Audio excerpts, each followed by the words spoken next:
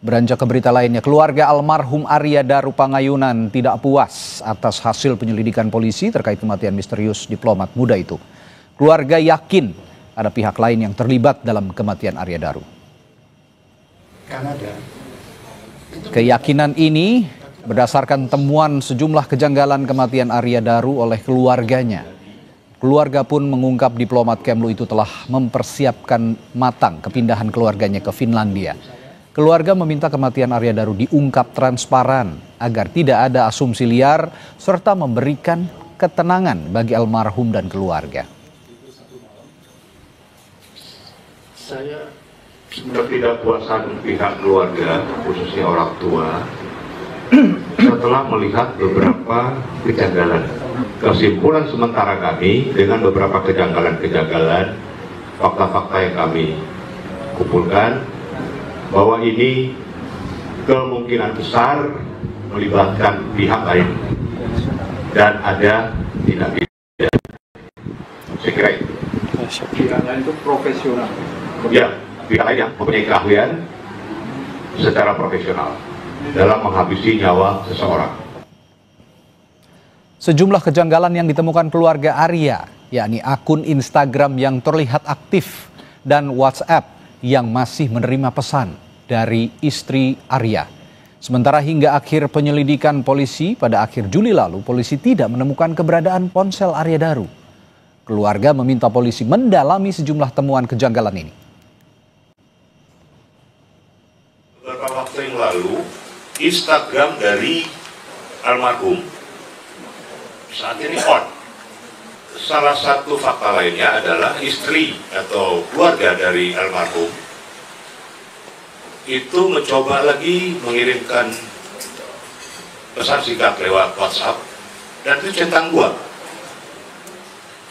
Berarti kan on kalau centang 2. Padahal dikatakan HP-nya hilang. Dan kita akan tanyakan lebih dalam terkait fakta-fakta baru kematian diplomat muda Arya Daru Pangayunan bersama kuasa hukum keluarga Arya, Nikolai Aprilindo. Selamat malam Pak Nikolai. Selamat malam Mas. Baik, Pak, tadi kan di berita pengantar sudah dikatakan kejanggalan-kejanggalan yang diterima oleh pihak keluarga, termasuk salah satunya tadi keberadaan ponsel yang dikatakan oleh polisi masih dalam keadaan hilang, namun keluarga mengirim pesan masih diterima oleh ponsel itu. Nah, selain itu juga ada yang diungkap dalam konferensi pers kemarin. Pihak keluarga bilang menerima amplop coklat sehari setelah pemakaman Arya. Kalau bisa dipaparkan di sini Pak, pada kesempatan ini, amplop itu isinya apa dan siapa yang mengirim? Baik. Untuk WA itu ketika jam 10 pagi tanggal 9 Juli itu istrinya mencoba mengirim pesan singkat lewat WhatsApp, ternyata centang 2. Kemudian untuk Instagram pada tanggal 14 Agustus 2025 ini kembali dibuka Instagramnya oleh keluarga, ternyata on Instagram itu. Namun setelah itu dicoba lagi sekali off, menghilang.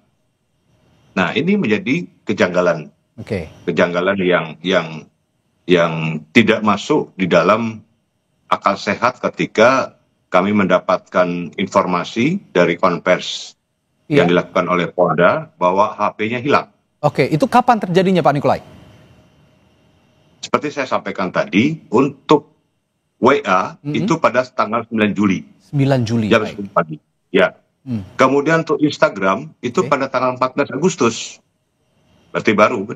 Artinya pihak keluarga mengasumsikan ini ada yang mengoperasikan sebenarnya ponselnya Arya Daru ini. Tidak hilang begitu ya? Betul sekali. Dan itu sudah coba dikoordinasikan dengan polisi Pak? Katanya kan kalau memang ponsel itu aktif, itu kan bisa dilacak keberadaannya di mana. Nah itu yang menjadi tanda tanya kami. Justru kami ingin menanyakan lebih lanjut dengan pihak kepolisian, dalam hal ini penyelidik. Kenapa disampaikan bahwa HP-nya hilang, ternyata masih bisa beraktif, bisa komunikasi aktif. Artinya bukan komunikasi aktif antara dua pihak ya, tapi masih ada tanda-tanda hidup HP-nya. Apa yang interaksi apa yang keluarga sampaikan pada saat ponsel itu aktif, Pak Nikolai? Jadi mencoba untuk memancing. Oke. Itu loh. Untuk memancing HP dari almarhum ini. Ternyata on. Oke. Ada beberapa aplikasi ataupun merek ponsel yang bisa punya fitur untuk mengetahui keberadaan ponsel lainnya. Nah, apakah itu dimiliki juga oleh ponsel Arya, Pak Nikolai, dan coba dilacak oleh pihak keluarga? Ya, keluarga tidak mau mendahului, kami menyerahkan itu kepada pihak kepolisian. Sehingga yang punya kewenangan untuk mendeteksi, untuk tracking, dan sebagainya kan pihak kepolisian. Kalau kami nanti dipikir kami melakukan hal-hal yang melawan hukum. Biar proses hukum yang melakukan itu ya Pak ya. Nah tadi pertanyaan saya soal amplop itu tadi isinya apa Pak, dan siapa yang mengirim? Ya, jadi sehari setelah kematian almarhum pada malam hari, pada saat tahlilan pengajian itu, ada seorang pria misterius itu membawa amplop berwarna coklat yang dilem dengan stiker putih, 2 stiker putih. Oke. Kemudian itu diserahkan kepada pembantu rumah tangga atau ART, asisten rumah tangga dari keluarga almarhum. Di Jogja berarti ya Pak ya? Di Jogja. Oke. Dan keluarga almarhum dalam hal ini istrinya membuka amplop tersebut. Mereka agak kaget karena isi amplop itu hanya gabus putih. Gabus putih? Yang berbentuk bintang. Oke. Kemudian berbentuk hati, love, dan kemudian berbentuk bunga Kamboja. Oke. Nah, ini sampai sekarang kami tidak mengerti apa clue yang disampaikan atau simbol itu maksudnya apa. Dan ini sudah diserahkan kepada pihak yang berwajib pada saat itu oleh keluarga. Oke. Nah, setelah istrinya membuka, kemudian kaget dan merasa tidak mengerti dengan amplop itu, dengan isi amplop itu, dan dimasukkan dalam plastik dan menyerahkan itu kepada pihak penyelidik. Pak Nikolai sebentar, tadi Anda menyebutkan sosok pria misterius yang memberikan amplop itu. Artinya pihak keluarga sempat melihat pria itu atau mungkin ada CCTV yang merekam sosok pria pengirim amplop itu? Keluarga tidak mengetahui siapa pria itu, tapi memang pria itu datang ke tempat duka. Sayangnya memang tidak ada CCTV di rumah keluarga itu. Oke, dan itulah fakta-fakta yang selama ini tidak diungkap polisi dan baru diungkap oleh pihak keluarga. Nah, Pak Nikolai, Anda juga sempat menyebutkan ada sosok profesional di balik kematian almarhum Arya Daru. Siapa yang dimaksud sosok profesional ini, Pak Nikolai? Jadi begini, Mas. Kalau kematian ya, itu dengan diplastikin dulu wajahnya, kemudian dilakban sedemikian rupa, ya. Itu tidak mungkin almarhum bisa melakukan sendiri. Oke. Bagi kami, ini adalah tangan-tangan profesional yang melakukan.